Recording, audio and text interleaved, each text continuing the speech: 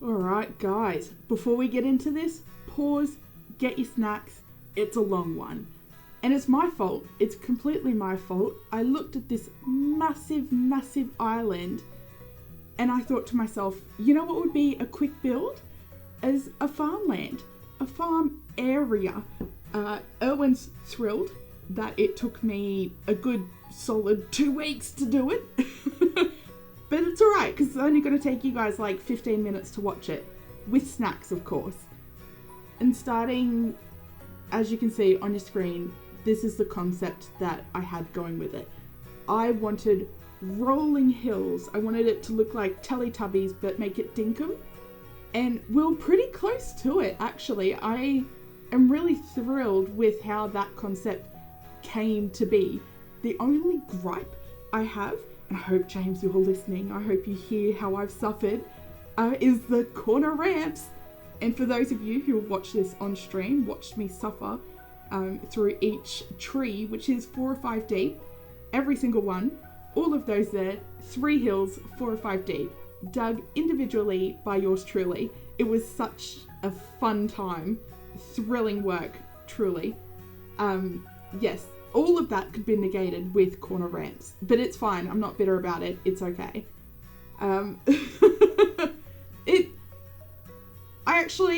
I whinge, but I don't hate the tree bush kind of look trying to hide the ramps. I think it adds a lot of visual interest to it. As you can see now on the screen, I'm actually really struggling to add visual interest elsewhere. We, especially as the concept was rolling hills, I couldn't reconcile that with, a rolling hill with a tree on top. That's not a rolling hill. That's just a normal hill. That's a standing hill. That's not the vibe. But I clearly got over it. I added trees. I added chickens. I tried to add this bridge as I thought that the birds wouldn't cross it. They do. So the bridge went. I was really quite devastated to find that. And it was the baby chickens too, so I couldn't even just leave them and just chalk it up to fate. You know, I had to save them. My guilt wouldn't let me otherwise. Yeah, aside from that kind of setback, doing all of these hills was a relatively painless process. The mowing, as you're seeing now, took a hot minute. I waited until late afternoon so that Melvin could hear it. And I did it all through the night. I was mowing at midnight. I hope he heard it all. I hope it kept him up at night. But yeah, it really adds to it, not having that crazy grass and the flowers and all of that really just makes, I don't want to say makes the build. I hope that the minimal design elements that I've added, I hope that's what makes it. But you know, it helps. It helps to make it that clean look. This is for the pleats, obviously, and they need a little pond that they continue to poo in. It's their favourite poo area. And if not there, actually, in the little hole that I do for their burrow, just as I'm doing right here, they really like to do it there. It's here that I learned that I don't know Dinkum as well as I thought, because it's actually a 2x2, not a 3x2. Not to worry, fixed. They still, that little entranceway into that one that's sunken in a little, that's where they poo. They're in the water. It's just great for them, I think. Makes it smell like home from when they were growing up. But, you know, we needed little plants. Always, again, struggling to reconcile that idea with the rolling hill and any sort of life on it. But we got there and we brought along all the animals. And I love the way they waddle. I love it so much. I would die for them. They're so sweet. And lastly is the wombat one. The vombat, sorry. This is just the animal section of the island. There's so much more. You can see in that tiny little mini map, admittedly around this area, it still looks much the same. But so much of that is filled in because we have pathing. I work on a barn, Irwin's area. There's actually so much that went into this build which of course is why it's so long and why it took me so long to release. Here we go. The last of the moving animals, and naturally a predator. Not to worry, I run around him in circles and confuse him. Watch this. Look at that. He has no idea. Got him. Flawless stuff. And then straight back into the pen. Here is the barn. I also struggle with this. Look, it's a theme. I struggle with building. It's not my skill? Strength. It's not my strength. There we go, we got there. Talking, also not my strength, despite how many words I say per minute. But particularly with building, I really also struggle with the concept of buildings that aren't specifically designed in game. So building little huts, but it's made out of dirt and pathing. I've always struggled with that concept, and so I really worried coming into this how this barn would look, but I knew I needed something for all that processing area. And I mean, it didn't turn out too bad. We're about to see Irwin's barn. Squint, it says it. See it in the back there. And it is big, it's huge, but there's a lot of processing machines in there. What would really make it better is a roof, but we haven't got that. So you just have to imagine there's a big white roof on it. And this area that I'm working on now is the glowing croco sanctuary. So I knew around Irwin's area that I wanted a croco sanctuary. I feel like that would be something Irwin would have. And I actually thought, well, why don't we make it a glowing one? You know, we don't really have those in the overworld. They're just in the mines. And it would make sense. And a lot of my island is centered around the idea that there is this booming tourist industry. And I thought, well, crocs are cool, you know, but they're everywhere. Glowing crocs, on the other hand, would probably really interest potential tourists. So here we go, a tourist trap. It was good. So this was all built on stream. I was heavily supervised throughout this whole thing, thank God. And we came to a lot of conclusions, I guess. One is that deep underwater is dark. So all those glowing mushrooms under there are actually just regular mushrooms. Yeah, that was cool. That's why I was building up those little sort of hills, because I wanted to bring some lighting up. I hadn't yet got the recipe either for the blue floor light, so I haven't got the lights yet, but just prior to filming this, I got it. So I will be going back and adding it. And that will make, see how dark it is right here? That's going to make a huge difference having those lights. But also making a huge difference is the fauna. It's flora. It's the plants. Which is why I was doing it right at late. I wanted to see it. Yeah, and seeing it helps conceptualize like what I need to add. It needed rocks, it needs glowing mushrooms. This needed mud, which is what I attempted to do the first time, but it didn't quite work. Not to worry, I did it again, and it works this time. But this theory here, what I've just built there, is a mudslide, because crocs slide down into water, you know, on their great big bellies. So there's a couple of mudslides in there.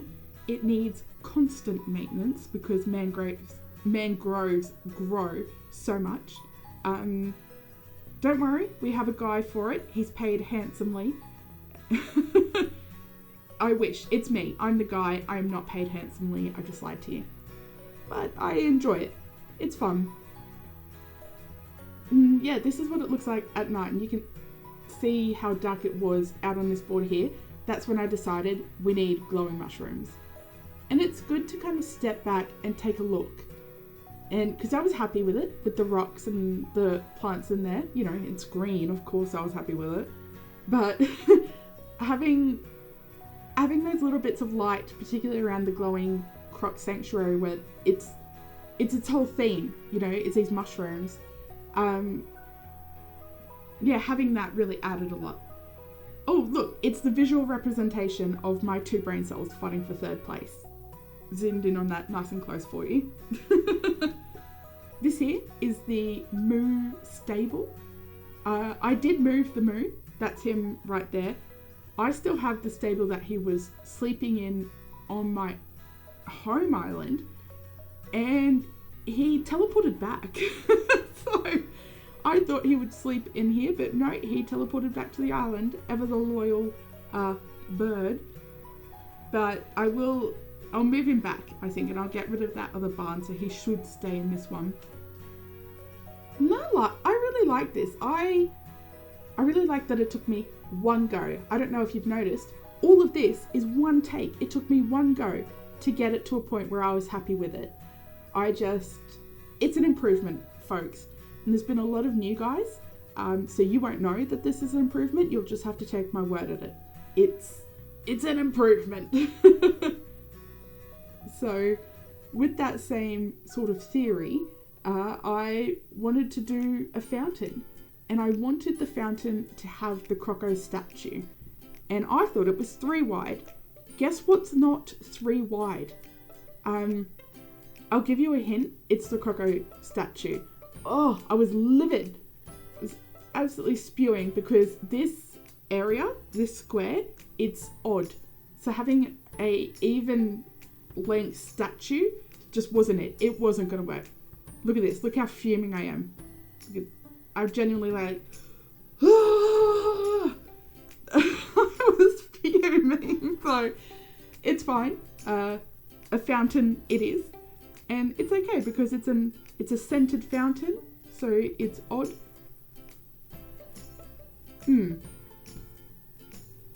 Much, much better, I think.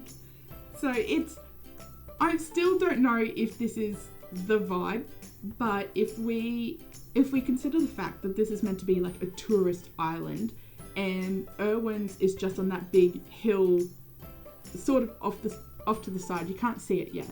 So Irwin's is just there. So this fountain is going to get a lot of foot traffic, theoretically. So I mean, it could work logically to have it there, to have that kind of visually appealing thing right where you need to walk.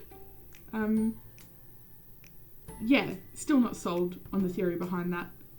And all these bushes are there because I wanted to have a hedge that didn't connect to the fence. So I just really went ham on those bushes, just proper went for it.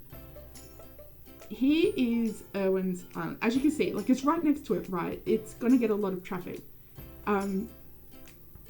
But this took some time. I'm not going to tell you.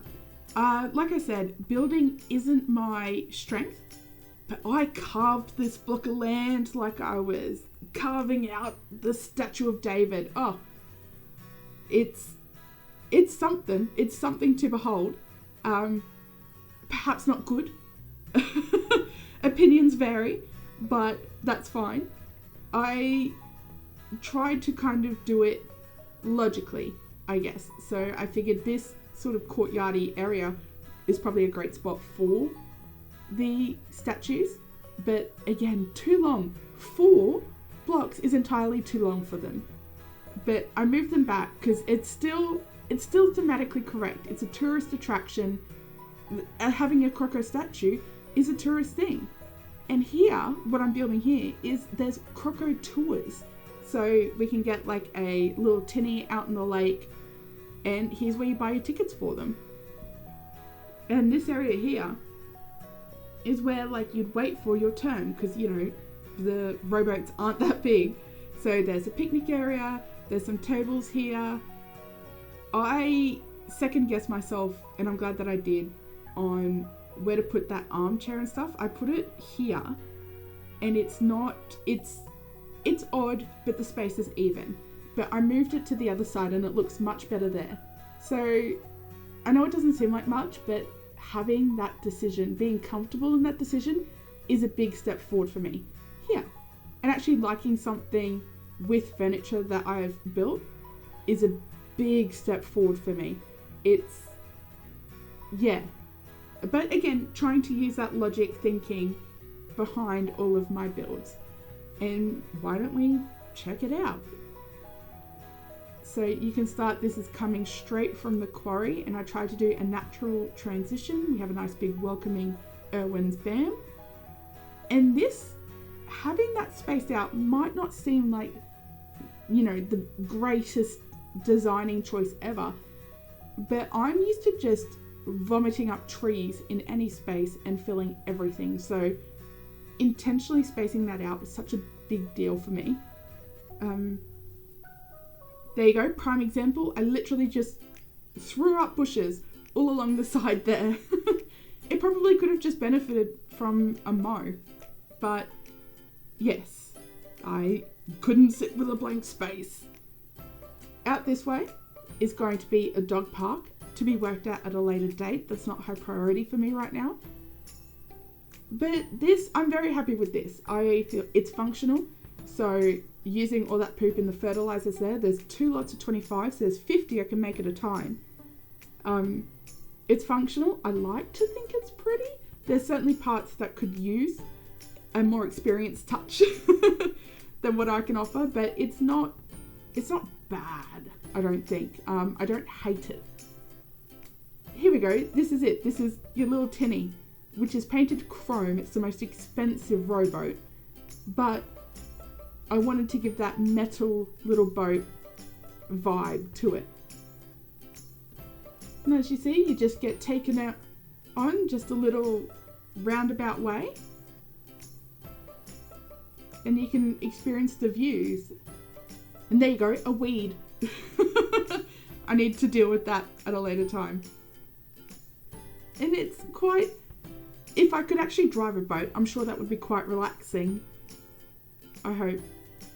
Irwin's going to make a killing. He's going to be able to buy all of the animal food without making any of his own. But, segue of the year, he is able to.